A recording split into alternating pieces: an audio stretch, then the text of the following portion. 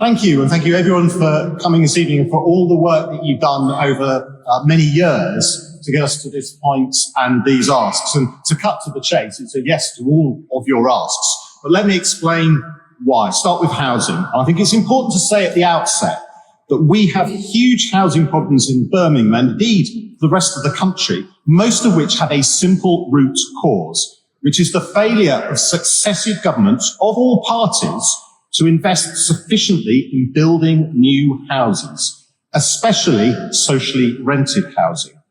The resulting shortage of socially rented housing causes a range of shameful results, including the one you highlight of vast numbers of our residents, as you say, over 10,000 children in Birmingham alone, living in temporary accommodation. On average, and it's called temporary accommodation, but on average for 3.5 years. On that specific ask, I think it is a very reasonable request that there should be a Charter of Standards for TA, and we will look to do that in 2026, as you ask.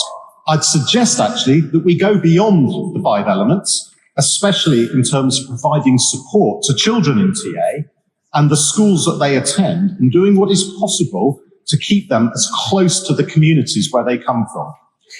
I'm also happy to work with you on the net zero neighbourhoods. It's very important to have community engagement if we are to have progress on that agenda, and I have experience of that in my patch in Acots Green. On the employment side of things, your asks, again, are very well made. There is a major opportunity in coming years for employment growth in our city, with the arrival, eventually, of HS2 and the development of the sports quarter.